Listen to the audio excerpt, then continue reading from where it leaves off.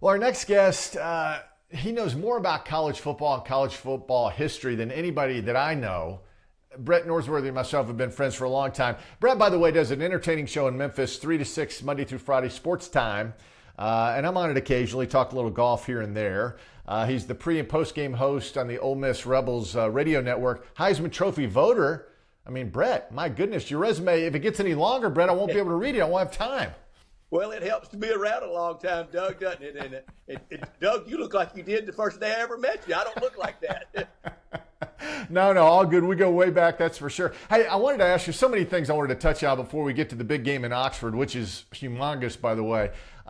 Election night. And for some reason, the College Football Playoff Committee decides that should be the night we'll release the rankings. And I guess it was a good distraction for those of us who love college football. I just thought what a crazy Tuesday it was. But what do you make of the rankings? And you and I talked way back when, and I was skeptical about this 12-team playoff. But as they unfolded the rankings last night, I'm thinking this is pretty exciting stuff with some huge games on Saturday. Doug, I love it. I love the whole idea. I've been for a playoff for a long time. For a long time, I defended college football that we had a playoff. It was called the regular season. Right. But that went over very, very shallow with a lot of people. People don't like it until you have a bracket in your hand. You know, that's part of the magic of many of the magics of March Madness is everybody can associate with their bracket. And they've got them in their office pool, and you keep it with you for 3 weeks, and you got the wins highlighted, and you got the red marker for the teams that didn't advance, and then you wonder, where did St. Leo come from? You know, how did they beat Kentucky or St. whoever it is? And now we have it in college football. I wish they would delay that promotion, and that's what that was last night, 1 week. And last night it did get lost in the night of really a historic night for our country. Yes. But I'm not going to have a lot of outrage over the first one because I know we got to play. And Ole Miss they're almost the best example of any name mentioned last night.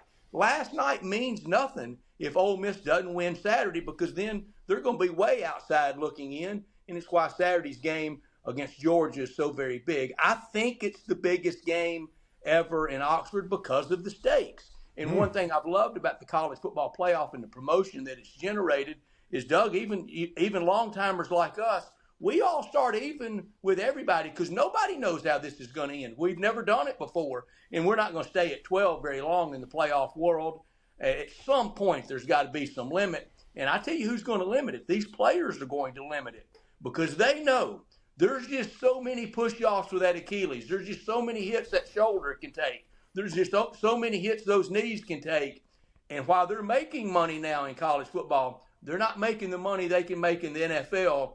And there's a finite number of hits, and you want to save some of those for when you're making that big money. So if you get that schedule up to 16, 17, 18 games, I think those guys are going to say that's enough for me by relative compared to NFL terms, relatively modest money. Yeah, I mean, the average Joe, people I won't say the people on the committee because it's former coaches, some of them, et cetera, but just the average person, fan, whatever, they don't realize what these guys go through physically.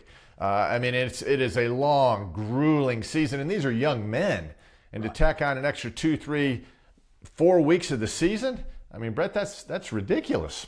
It is, and football's not supposed to be played like that. I don't like it. The various state high schools that we have these layers of football. I may get this a game or two off, but I think in the state of Texas, you play the 10 regular season games, and for the 2 teams at the highest classification, by the end of the season with all the layers of playoffs, you've played 18 to 19 football games. If football's not made to be done like that, and you look back in our record books, as both of us know, and you saw that 9 and 10 game schedule. And Doug, both of us can remember watching the NFL and being enthralled by it when it was 14 games. It was controversial for it to go to 16. And then you just wonder all the people that talk so much and really preach about player safety. I don't think they're as concerned about player safety as they are that big class action lawsuit. Well, yeah, I mean, it comes down to money. That's basically what you're saying. And we know all about that. Let's get back to the game now because you said it there. Maybe the biggest game in Ole Miss history, certainly at home in the modern era. I know Coach Saban brought Alabama to Oxford as the number 1 team. at least twice maybe, but nevertheless, with the ramifications, Ole Miss has to win to keep their playoff hopes alive. Georgia rolls in number 3. I mean, Brett, this is about as big as it's ever been at Ole Miss in Oxford. It is, and the hotel rates and the traffic on West Jackson Ave and the reservations at the square really are going to really show it. And I think it's the biggest game because it's playing Georgia that for the last 4 years, they've been the gold standard. They're the top of the heap in college football. Unless you're named Alabama, you ain't beat them. You're right, and I was so impressed last week, Brett, and I have to admit, I lost that game. Ole Miss goes to Arkansas. Arkansas was coming off that impressive win over Mississippi State, who we know how good Mississippi State is, not very, but they gained almost 600 yards. Right, and Ole Miss, I mean, offensively, Ole Miss was outstanding, but defensively, this team is getting better. Brett, I mean, this is kind of what we expected from Ole Miss. It just took about 6 weeks, right? Doug, during the course of the game, Ole Miss friends, Arkansas friends, college football friends, I wish I could show you my phone of where's this been all year. This is what this is what we expected, and in the first conference game to go out and lose to Kentucky at home, and I said it, and I stick by it. It was the worst home SEC loss in Ole Miss football history to lose to Kentucky on a day that wasn't a fumble fest, wasn't a turnover fest. We just got beat by Kentucky, and Kentucky hadn't won since. We're just not talking about we lost to vintage Kentucky. We're not talking about losing to Babe Parilli or Tim Couch. I mean, the quarterback for Kentucky, he hadn't gone over 200 yards since that day, and that was a bitter pill to swallow. And then the heartbreak at LSU. And last week, I expected a close game because usually Arkansas and Ole Miss play in wild games. The point spread was 7.5. I took Arkansas in the points, but I thought Ole Miss would win the game. I said 31-28. We had 28 at halftime. Yeah, it was really a remarkable performance, and Dart, the quarterback, was never better. I mean, he was sharp. Are you a little surprised Georgia comes in? Right now it's up to 3-point favorite in Oxford. I mean, I guess that's, you want to get equal money bet on both sides, right? But Georgia rolls in as the favorite in Oxford. That's Kirby's program. It's what he's built, and we knew it, and watching him in the SEC playing, and we both covered him as a player at Georgia, old number 16. Yes. And he was born to be the head coach of the Georgia Bulldogs. And there wasn't many, but there was some criticism of why fire a really good man like Mark Richt, a really good football coach, that so many programs would love to have Mark Richt as the face of their program and the success that he had for Georgia, but they thought they could do better. And they got Kirby, and they have done better. He's taken it to a Coach Saban high bar, and we knew he would. And he pays a lot of tribute to Coach Saban. And he comes in Saturday with this team, and it's the best team. It's the best roster in college football. Oregon's probably up there. Texas is up there. Certainly Ohio State. I think that would be the 4 best rosters. LSU, Alabama, Penn State. You can hash it out after that. And the playoffs going to decide it. Now, this will be Kirby's first trip to Oxford as head coach of the Dogs since his first year in 2016, and Hugh Freeze beat him 45-14 that day. Interesting. All right, let's break it down then. Georgia, listen, yeah, they're loaded. They really are. The win at Texas, I think, was impressive. The more I watch Georgia play, like last week against Florida, I'm thinking, well, maybe Texas isn't as good as we think. But that's the way the college football season plays out. How's this game going to play out, Brett? I mean, Georgia rolls in, obviously hasn't played great except for that Texas game, and Ole Miss coming off their best game of the year by far. What's going to happen? It looks like it's going to be a mud fest, prolonged all day, deluged rain. Yeah. So ball security, taking care of the ball and interceptions that will be very important. And there's no way to quantify that. Nobody can tell you when the turnovers are going to come. But I can tell you up front what Georgia did to the Texas offensive line. There's that picture, that video out on Twitter, on X, of the 4 Georgia defensive linemen on top of Quinn Ewers in shotgun before the ball even got back there.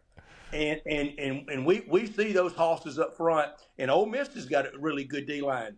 I think whatever team Sunday morning, if you picked up the old newspaper and you just covered up the final score and you were trying to find something in the box score, go to see who has the most sacks.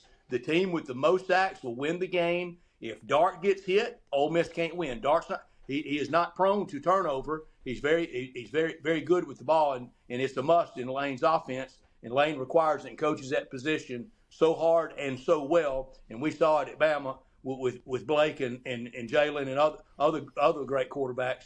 But Carson Beck, I think, has a tendency to throw it up for grabs. So Ole Miss has got to get him moving, and I don't think he's the scrambler that Dart is. Dart had a good run or two at Arkansas. I don't think either team pounds the rock, to quote Coach Pat Dye. I don't think either team pounds the rock that well. So, rushing yards I don't think is going to be the key indicator. But Ole Miss, as the team, has to rush somehow, whether it's by committee or Dart runs, have the final rushing number be around 120, 130, and hold Georgia to less than 100. And then the number of punts, and especially in those conditions I think we're going to have Saturday. Now if you punt, you've swung and missed. You've had serve right. broken in tennis if you have to punt. Well, it's going to be, I just can't wait. And then obviously after that game, we'll roll right into Alabama at LSU, where I think it'll be raining in Baton Rouge too. It looks like that hurricane or tropical storm is going to roll up through at least the panhandle in that area. It's going to get to Baton Rouge. So it's going to be a sloppy field. But man, oh man, Brett. Alabama's got to win. It is a must game, and for LSU too. So this really is an elimination game. Yeah, it's over the top rope for the defeated team down at Baton Rouge, and everybody talks about it, and it is vaunted Tiger Stadium on Saturday night. It is to everybody but Bama. Bama's always had a lot of success there, and these weather conditions reminds me a lot of 1979, Alabama national championship season, and they go down there, and Alan McElroy kicked one through in a driving rainstorm. And I mean this jokingly. One time I had a little bit of a Doug Layton malaprop, and I said, yeah, Alan McElroy, the last straight kicker at Alabama. I meant straight-on kicker.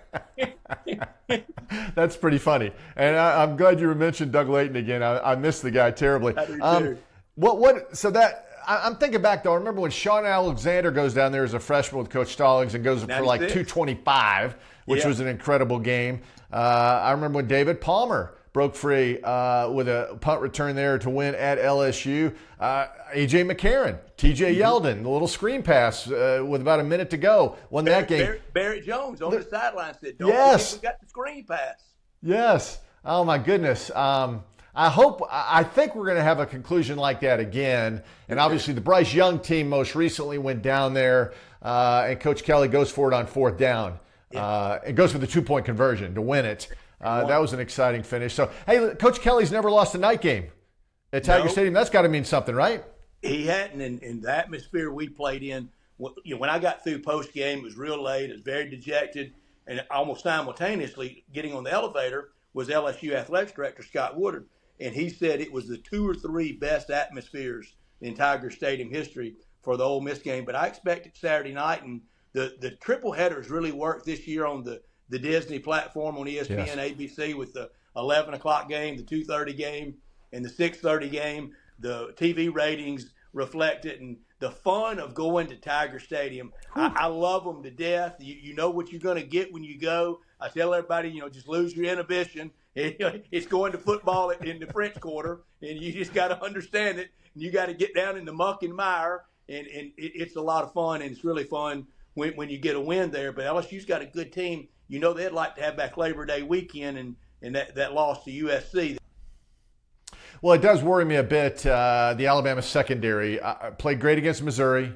You got to give them their props there. But, man, oh, man, they've been giving up long passes all year. And Nussmeier, I think, is pretty good. He makes a few mistakes, throws it into traffic sometimes. But all in all, man, oh, man, it's going to be I think the secondary will be tested dramatically for Alabama.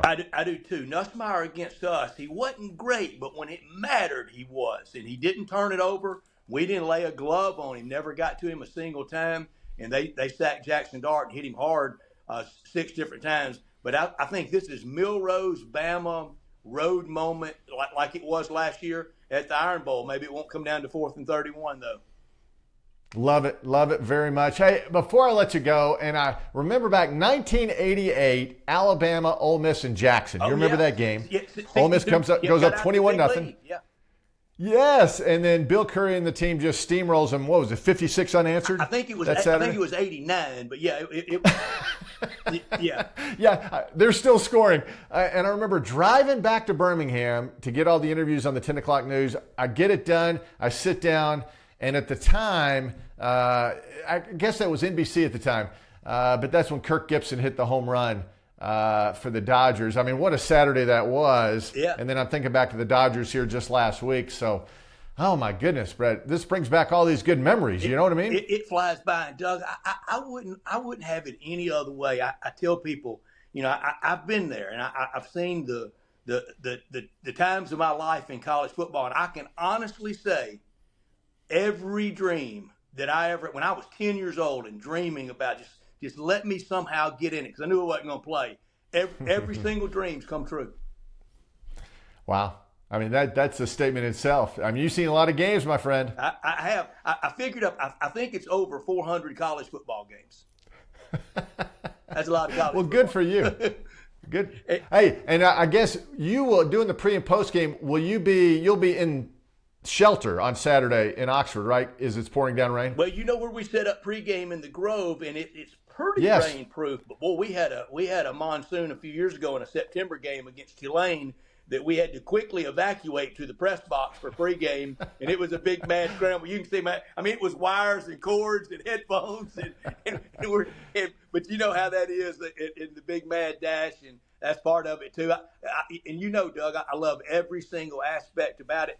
In the Grove, every single week we have somebody, and I call it bucket list people, and you can tell them because a lot of times they'll have their school gear on. Like we've often had Michigan people, we've had Oregon people before Texas and Oklahoma were in the league, and they would come by, and they always find us pregame, and they're always amazed. And one of them somebody will always say, "You get to do this every weekend?" I go, "No, just 7 times a year." And it's worth it. It's worth it, man. It's going to be so much fun on Saturday. I cannot wait for both of those big games and others, Indiana, Michigan, and some others across the country. Utah against BYU. That'll be kind of fun as well. So, Brett, we appreciate it, my friend. Best of luck on Saturday. Thank you, Doug.